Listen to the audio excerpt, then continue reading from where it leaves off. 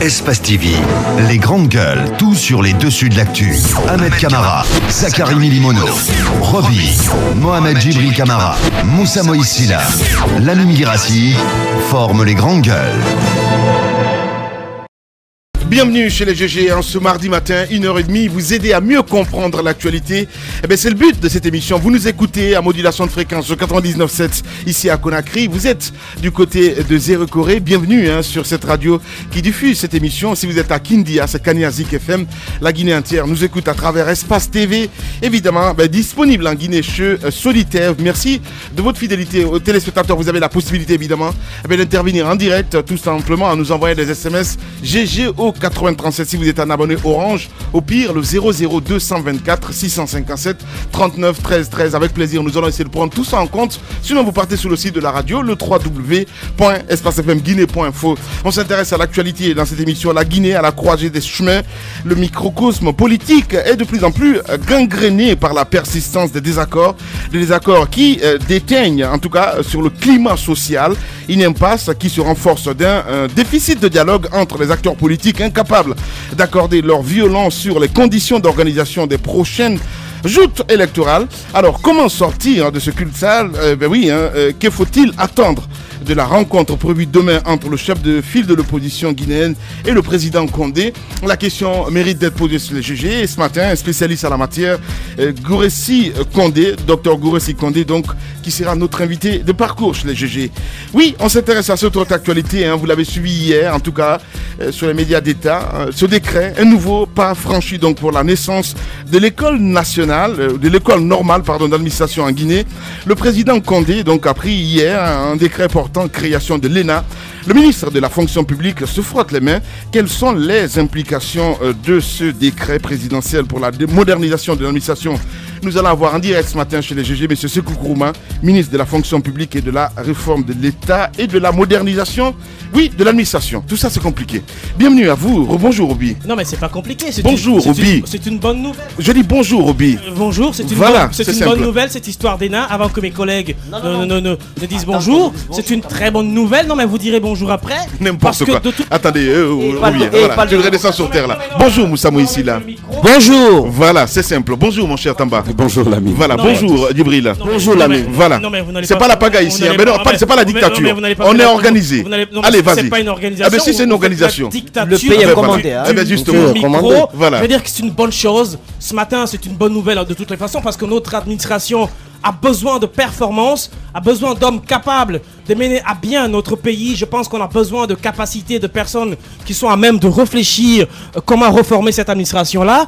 La création de l'ENA, en tout cas le décret qui annonce la création de cette école nationale d'administration, c'est une très bonne nouvelle. On va poser la question au ministre de tutelle, M. Kourouma. Il va nous dire quels sont les enjeux, combien de temps ça va prendre et qu'est-ce qui sera essentiellement le contenu de cette école. Parce qu'on ne va pas s'arrêter seulement à des décrets pour faire du people. Je pense que c'est important. Roby, non mais non, attendez. T'as bien commencé mon cher ami. Je te comprends très bien. Je vous dis, ce garçon qui ne croit à rien du tout. Non mais j'ai dit que c'est une bonne nouvelle. Seulement moi j'en ai marre un peu dans ce pays des effets d'annonce.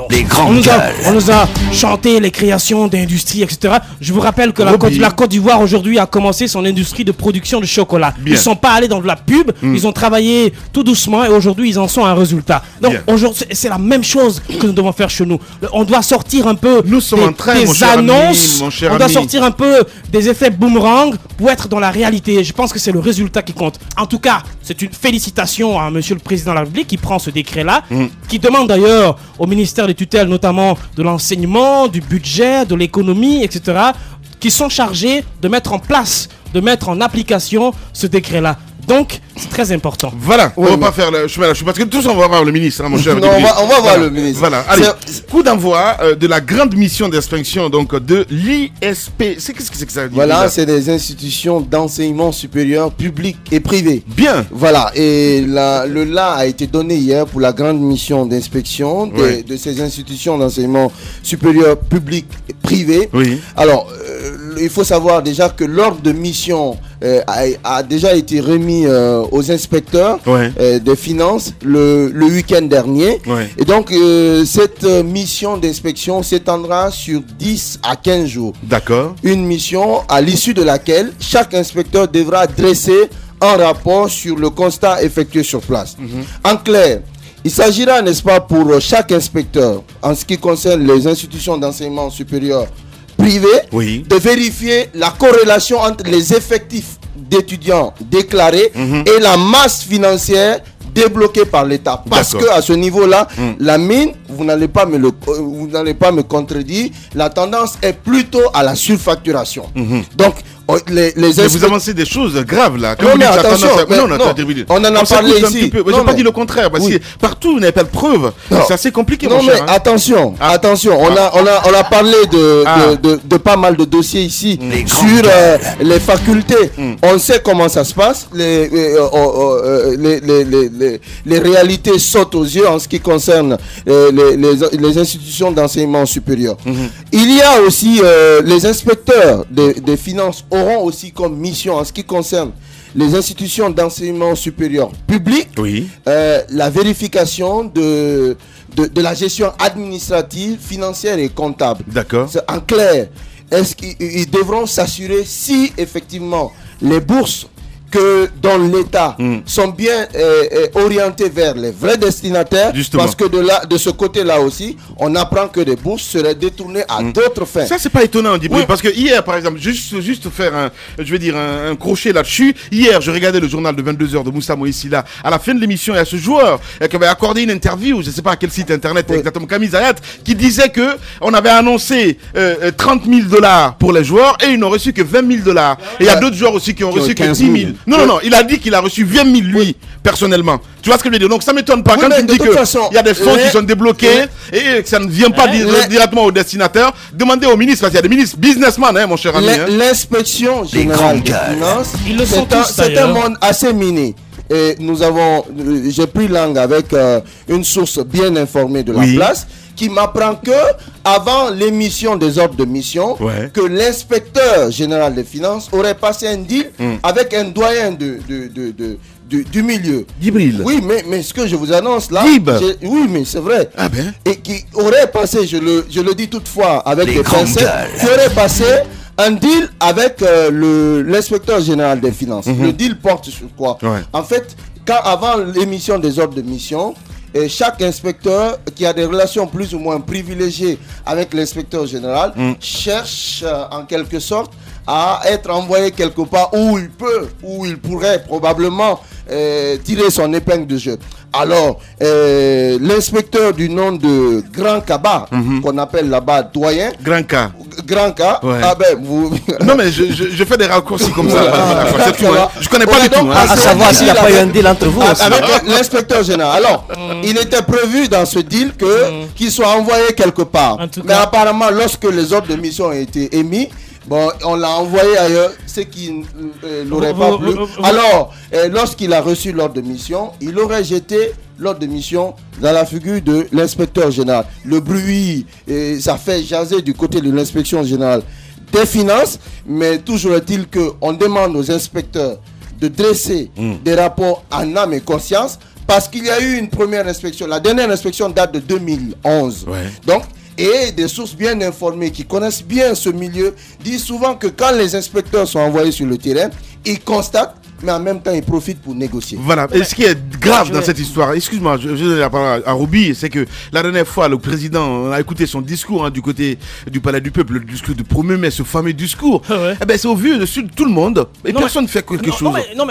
Hier j'en parlais, je me disais entre la volonté du président de la République de faire à chaque fois des annonces, de faire à chaque fois des discours. Non, c'est pas des annonces, Roby. Non mais et la pratique. Je veux que tu souffres en fait d'accepter cela. Moi je suis convaincu aujourd'hui en fait qu'il est sincère, le président. Seulement il est pauvre. Écoutez, arrêtez. Quand je dis pauvre, c'est un sens figuré, je veux dire. Voilà, pauvre président. En fait, il est innocent. Il est innocent. Mais c'est pas une excuse. Je suis désolé. Ce n'est pas une excuse. On n'est pas un innocent à la tête. Non mais attendez. Lorsque vous prenez la responsabilité sur vous-même de rendre public cette déclaration en disant à chaque fois que je ne connaissais pas les fonctionnaires, qu'il y a trop de corruption, qu'il y a ceci, qu'il y a cela, ça veut dire que vous êtes conscient de la chose. Et à partir du moment où vous êtes conscient de la chose, ça c'est bien. Non mais après après, les décisions doivent suivre. C'est ça un chef d'État. Lorsque vous prenez la mesure du danger, vous prenez des décisions pour arrêter ça. Vous ne restez pas sur l'effet d'annonce. C'est ça qui me gêne. Vous parlez de budget tout à l'heure. Vous parlez de budget, mais c'est normal lorsque les ministres ou les directeurs de cabinet, etc. montent un budget par le ministère de la Finance, des Finances, et que le budget commence à être charcuté à partir même du département, que le ministre ait sa part, que l'inspecteur des Finances ait sa part, que le ministre du budget ait sa part. Vous vous retrouvez avec quoi? Vous vous retrouvez avec rien. La destination, lorsque c'est 30 000 $, ceux qui sont censés avoir les 30 000 $ se retrouvent avec 10 000 $ parce que depuis le début là-bas, ça se coupe. C'est une pratique qui existe dans notre pays et ça doit cesser. Les budgets doivent être consciemment montés. Je ne suis pas contre le fait qu'il y ait des marges. Il y a des marges. Tout budget, notamment, chacun... Mais les marges doivent rester dans le portefeuille de l'État. Absolument, ça doit rester dans le portefeuille de l'État. Mais après, il faut arrêter de frustrer les gens. Parce qu'à chaque fois qu'on parle d'argent dans ce pays-là, on se rend compte qu'il y a beaucoup de gabegie, qu'il y a beaucoup de corruption. Et ça, c'est très mauvais pour notre administration. Merci beaucoup, mon cher Roby. Moussa Moïse, forcément des choses à dire. Oui, ce qu'on peut reprocher au régime Condé, je ne cesserai de le dire, c'est bien le laxisme qui le mine, c'est l'impunité qui caractérise son fonctionnement. Le chef de l'État a ce système dont il ne veut pas du tout se défaire, c'est caresser la dent pourrie dans la bouche au détriment de toutes les autres composantes bien entendu de la bouche, au lieu de l'extrait, de l'arracher pour que en fin de compte tout le monde puisse souffler. Moi je pense qu'aujourd'hui à ce niveau, il y a quand même beaucoup de choses à reprocher au chef de l'État. Vous savez qu'il y a en place un office de répression des délits économiques qui existe dans notre pays et qui ne fonctionne que par son nom, peut-être par le salaire que ces travailleurs reçoivent. Et qui ont recours finalement aux journalistes de la JG. Exactement, pour qu'on leur file des documents et en fin de compte, pour que cela reste dans un silence de cimetière. Moi, ce que j'aimerais dire, il y a beaucoup d'inspections dans ce pays, mais ce sont les résultats de ces inspections qui me déçoivent. Au niveau de ces universités privées, des institutions d'enseignement supérieur, il y a une magouille énorme. On n'a pas besoin de dire qu'il y a des preuves pour cela. Une magouille mais énorme. Même lorsqu'il s'agissait de l'orientation des jeunes bacheliers, il a bien fallu qu'il y ait un deal entre ceux qui étaient en charge de ces orientations, certaines personnes, parce qu'ils ont mis en place un comité, ils orientaient le choix des bacheliers. Parce qu'ils ont des connexions avec des universités privées de la place, de telle sorte que si tu as envie d'aller par exemple à Unique, on te dirait mais écoute, tu sais que ce qui est bien pour toi, ce serait que tu partes de l'autre côté. Parce qu'il y a des sous après, il y a des retombées financières après. Le système de l'enseignement supérieur, de notre système, notre système en matière d'éducation est complètement miné par les affairistes. Je pense que si cette inspection se fait en âme et conscience, vous allez avoir des résultats assez accablants. Par exemple, au niveau des pécules, de la gestion des pécules, parce que le nombre d'étudiants aujourd'hui partis à l'étranger ou décédés, ces pécules commencent à tomber et sont complètement bouffés par certains responsables. Au niveau de l'octroi également des bourses, c'est une énorme magouille. Moi, je veux une chose, c'est qu'on puisse assainir ce système, qu'on nous dise quelles sont les universités publiques et privées plutôt, qui pullulent aujourd'hui, qui sont à même capables de donner un enseignement de qualité digne, qui ont le réceptif qu'il faut pour accueillir les étudiants. Et qu'on nous dise que les universités qui ne peuvent pas le remplir, que ces universités soient complètement comédies. Mais ils ne le feront pas, vous allez le voir. Je pense, Moussa Moïse, que ce n'est qu'une comédie. Ça ne va rien donner. Et pour deux simples raisons. La première raison, c'est que si vraiment le travail sérieux d'observation qui avait lieu sur le terrain se faisait, nous n'aurions pas autant d'universités privées que nous en avons aujourd'hui. Un travail chaque année, vous le savez, il y a une mission d'évaluation des institutions d'enseignement supérieur, précisément qui a lieu aussi sur les universités privées. Cette fois-ci, je parle d'autre chose. Il s'agit du contrôle. Tu n'as pas compris. Je parle d'évaluation des établissements d'enseignement supérieur de façon générale. Je vous dis que si les recommandations, les rapports qui avaient été fournis avaient été suivis, nous n'aurions pas autant d'universités privées que nous en avons aujourd'hui. Maintenant, sur la question de l'inspection, depuis combien de temps les mêmes mots existent? Nous avons tous étudié dans des universités, publiques ou privées. Nous savons que les mêmes plaintes ont existé. Avez-vous seulement déjà vu une seule tête d'un recteur tomber quelque part parce que simplement les fraudes qui ont été mises au grand jour ont eu une réponse derrière. Je pense que c'est une comédie à laquelle nous assistons. Malheureusement, on se moque du peuple. Ces universités aujourd'hui. Avec à la tête un chef d'orchestre, évidemment. Ces universités privées dont on parle. Ouais. C'est plus. Aujourd'hui, c'est devenu plus question de sous que de question d'enseignement. Combien de courriers on a reçus ici d'universités privées émanant de ces étudiants-là, cousus de fautes, cousus de rats. Ça vous montre combien de fois l'enseignement est complètement biaisé. Ces universités privées n'en font que du business. En réalité, ce n'est pas de l'enseignement de qualité. Tout le monde dans le même sac. Non mais si, voilà, mais non, ce n'est pas de l'enseignement de qualité. C'est trop facile, aujourd'hui, ces milliards. La dernière fois, on a fait un calcul simple ici. Ces milliards qui sont investis dans les étudiants, dans les universités privées. Vous pensez que ces milliards-là ne pouvaient pas servir à construire d'autres universités publiques? Ça pilule partout des universités privées. Il n'y a aucune qualité d'enseignement. Les gens ne font pas du sérieux. Je veux dire que c'est la faute aux administrations aujourd'hui. Merci. Que ce que Moussa Moïse est en train de dire, c'est la corruption partout. Voilà. Merci beaucoup, allez-y. Juste préciser que l'objet de cette mission d'inspection consiste à contrôler la gestion administrative, financière et comptable des exercices 2012 à 2015, inclusivement. Merci beaucoup. Allez, on va enchaîner, on va continuer à chien. Forcément, vous avez eu aussi cette sortie de Mamadou Sylla. Oui, mon cher Abba Djibril. Abaka qui est malade ce matin, mais donc nos pensées à Abaka Diallo.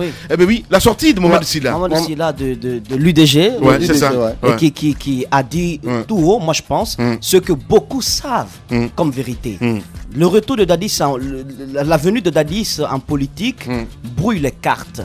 Complètement les cartes parce que le bassin électoral que constitue la Guinée forestière risque d'être complètement morcelé et la grande partie risque d'être morcelé. La grande partie, tout le monde ne votera pas. De la forêt aujourd'hui. La vérité est que ça ne sera pas morcelé. Non, la vérité est que qui vous a dit que ce sera morcelé? Dadis est populaire en Guinée forestière. Voilà, donc ce n'est pas morcelé. Non, si.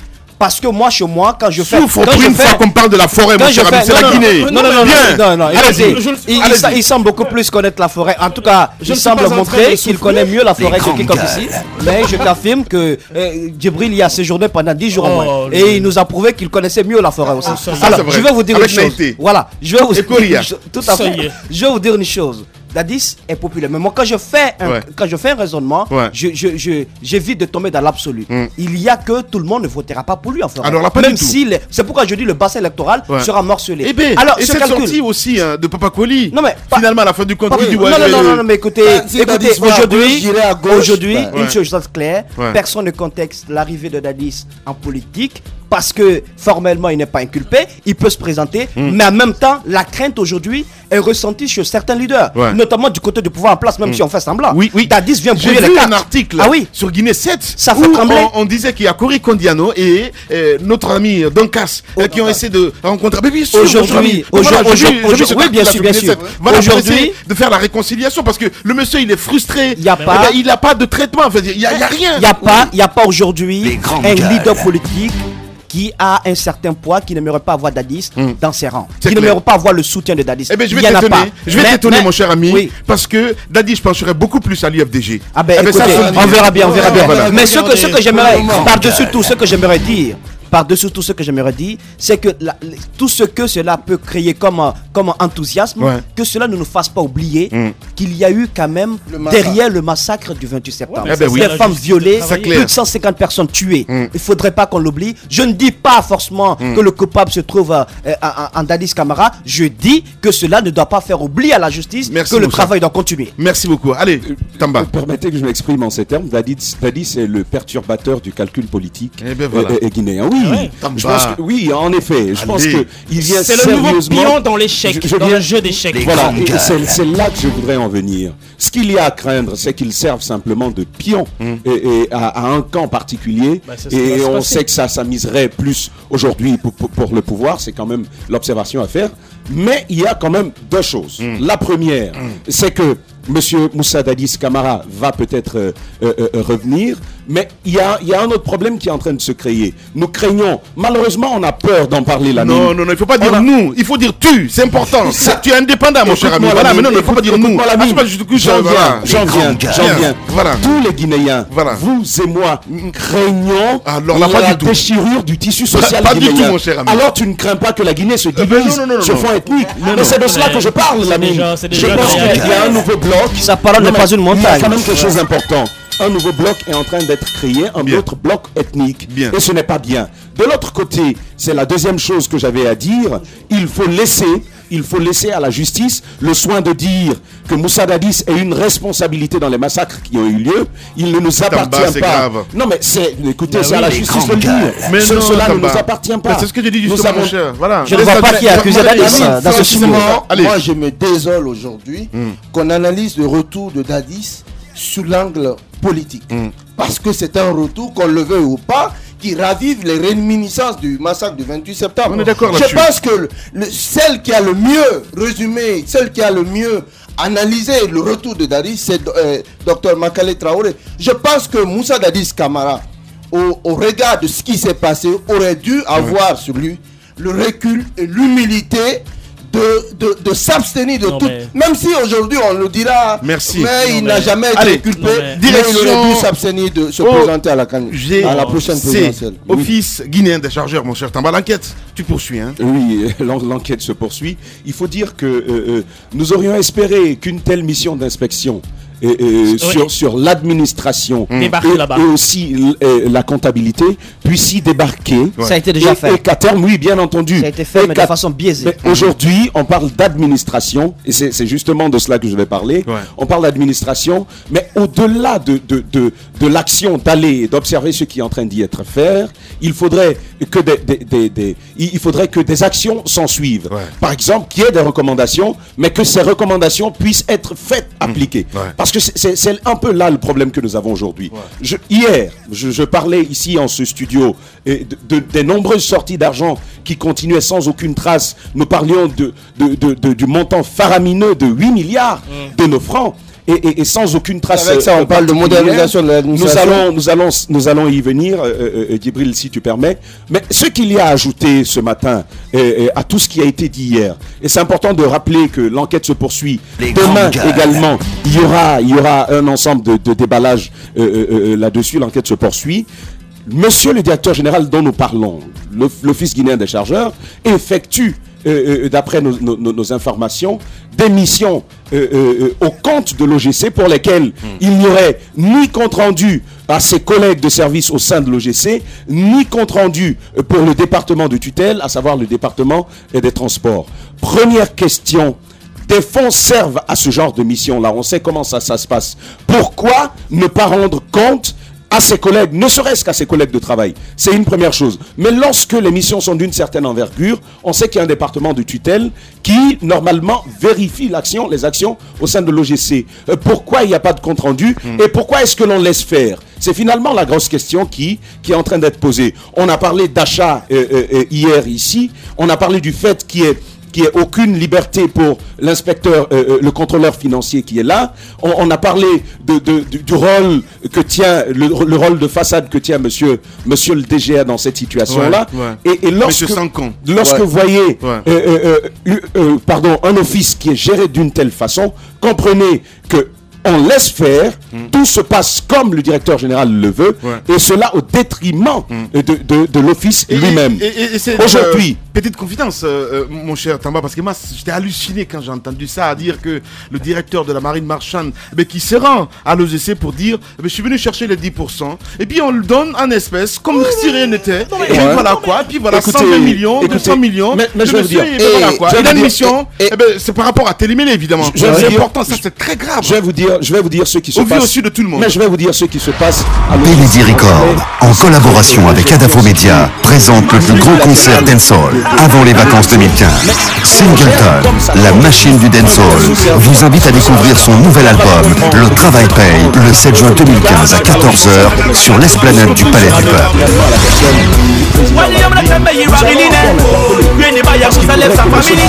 Singleton s'est imposé comme l'artiste urbain numéro 1 du dancehall dans la sous-région au fil du temps. L'immanquable avant les vacances 2015, c'est la sortie du deuxième album de la machine du dancehall, Singleton, le 7 juin à Conakry. Venez redécouvrir la machine du dancehall sur scène dans une prestation très énergique le 7 juin 2015 à 14h au Palais du Peuple. Un événement Benedi Record, le record du spectacle, en collaboration avec Adafo Media. Le futur, vivons-le ensemble. Les enfants à la maison qui font de la recalcitrance, il revient aux pères de famille d'instaurer l'ordre dans la maison. Mais vous parliez tout à l'heure, je vous fais une autre confidence. Lorsque vous rencontrez le directeur de l'OGC dans un avion qui vous dit, bah vous avez parlé de tout ce qui existe dans mon département, vous avez tout dit, rien ne se passe, tout ce que vous voulez maintenant, c'est qu'on m'enlève. C'est grave. Ça veut dire qu'il est conscient. Ça veut dire que ce que nous disons est avéré puisque lui-même il dit que nous disons tout et nous continuons à dire mais rien ne se passe. Tout ce qu'on veut c'est qu'on enlève. Comme si nous étions là pour enlever ou mettre des gens. Je veux dire que c'est représentant. Nous on alerte les autorités. On alerte les autorités sur un certain nombre d'éléments qui se passent. Mais ces inspecteurs là qui vont soi-disant avec la loupe pour inspecter dans le bureau, ils débarquent comme Tamba disait avec les armes à la main. Mais ils réembarquent après avec assez d'argent. Et du coup, c'est bouche cousue, c'est grave. Les inspecteurs eux-mêmes sont plus corrompus que les corrupteurs, ceux qui sont assis dans les bureaux. Bien. Comment voulez-vous que les résultats fassent quelque chose? Allez, bienvenue chez les GG. Benedi Record, en collaboration avec Adafo Media, présente le plus gros concert dancehall avant les vacances 2015. Singleton, la machine du dancehall, vous invite à découvrir son nouvel album, Le Travail Paye, le 7 juin 2015 à 14h sur l'esplanade du Palais du Peuple.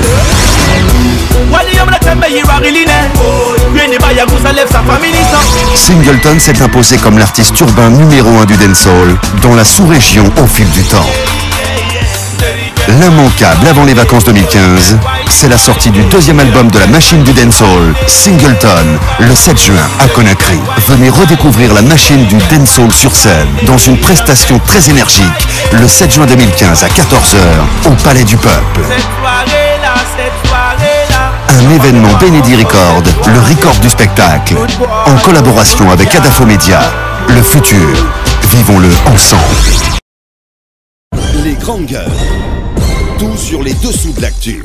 Ici, l'actu rime avec liberté de ton sur Radio Espace.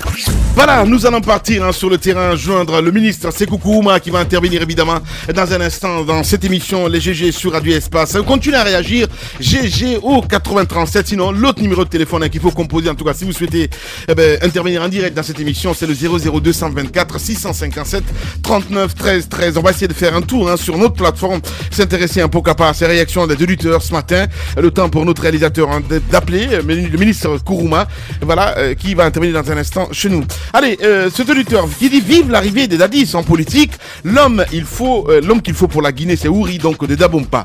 Bonjour les GG, Roby a raison sur toute la ligne, ben voilà, c'est pas signé.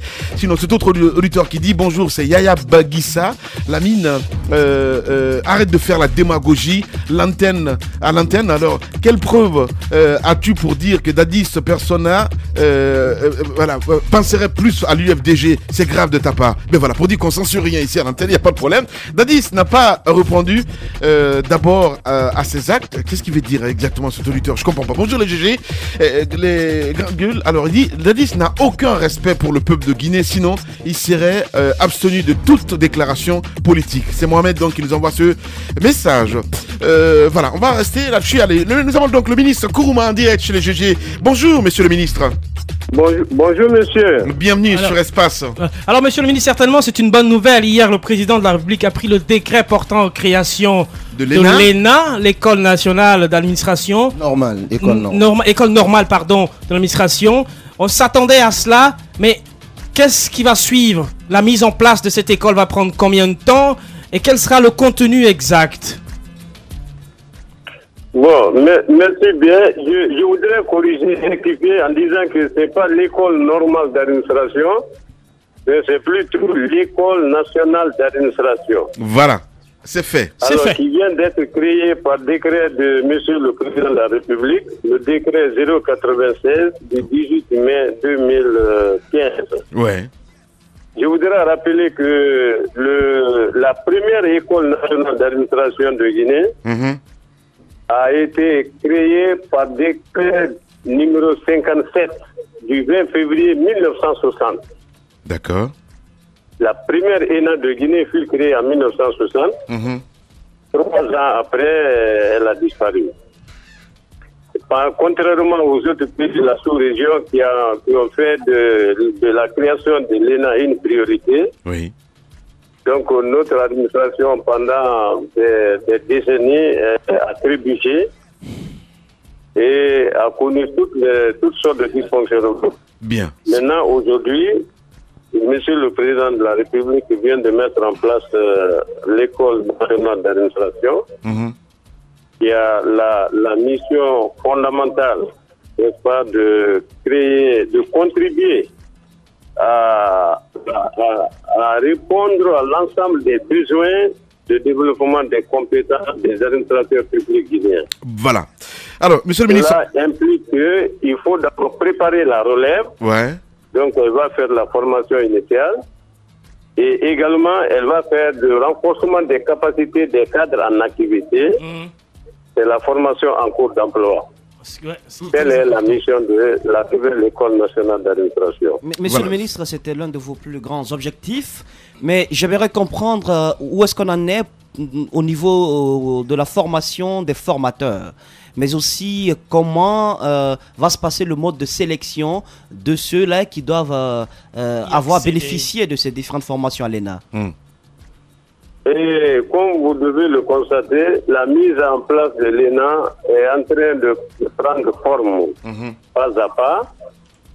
Après donc ce décret de création, auparavant on avait envoyé à l'École nationale d'administration publique de Québec un groupe de 20 formateurs pour suivre une formation de formateurs en ingénierie de la formation. Donc, en quelque sorte, vous avez anticipé, si on peut appeler ça comme ça, parce que quand on va un petit peu dans les profondeurs en ce qui concerne ce décret, on dit quelque part que l'organisation et le fonctionnement de l'ENA seront fixés par un décret du président Condé. Si déjà il y a des formateurs, en fait, je veux dire, il y a des gens... 20 d'ailleurs, justement, est-ce que ce n'est pas... Est-ce que c'est pas anticipé quelque part, ou bien déjà on connaît le contenu du décret avant même la publication? Ou le schéma? Non, disons qu'au préalable, il y a eu une étude de faisabilité pour la mise en place d'une ENA, étude qui a été réalisée par l'École nationale d'administration publique de Québec. D'accord. Et c'est en exécution des recommandations de ce rapport d'étude. Ok. Que 20 cadres guinéens ont reçu du 13 octobre au 12 décembre, à peu près pendant 50 jours ouvrables, une formation en ingénierie de la formation, avec l'acquisition des compétences relatives à la conception et l'évaluation des politiques publiques, les compétences relatives à la gestion des organisations publiques, et d'autres compétences liées à l'éthique, à la déontologie. Ce qu'on appelle anticiper, monsieur le ministre. Parce que si on vous pose cette question, ça veut dire quoi exactement? Ces Guinéens qui sont partis du côté du Canada, forcément, quand ils vont revenir, ils vont servir quelque part en ce qui concerne cette institution. Je parle de l'ENA, je parle un peu dans ce sens. Forcément, si on n'a pas besoin de compétences. Oui, je comprends la question de la mine, monsieur le ministre, si vous le permettez. Nous savons que la plupart de ces formateurs, en tout cas tout le monde, peut être déjà rentré du côté de Conakry. L'école n'est pas encore mise opérationnelle. On ne sait même pas où est-ce que la bâtisse va être construite. Est-ce qu'il n'y a pas un risque que ces formateurs désapprennent? Mais également, comment réellement vous allez passer, parce que c'était le deuxième volet de ma question, à la sélection des étudiants ou de ceux qui doivent bénéficier de la formation? Je voudrais vous mettre à l'aise que à la faveur des premières vagues de réforme dans les années 90, alors le centre de perfectionnement administratif CPA a été créé pour être érigé en une école nationale d'administration. D'accord. Aujourd'hui, ce centre est doté d'infrastructures flambant neuves, avec toutes les salles requises, le matériel requis. Donc, l'infrastructure est prête à recevoir des promotions, les premières promotions de l'ENA. D'accord. Donc, il n'y a pas de risque. Hein. Ça ne va pas nous dispenser de la construction d'infrastructures modernes jusqu'en dehors, n'est-ce pas, de la ville à Kénendé, où on a fait la pose de la première pierre pour la construction du site de 6 hectares. Là, ça va débuter demain pour sécuriser les 6 hectares. Les murs vont être demain. Nous irons à Kénendé pour poser la première pierre. Bien.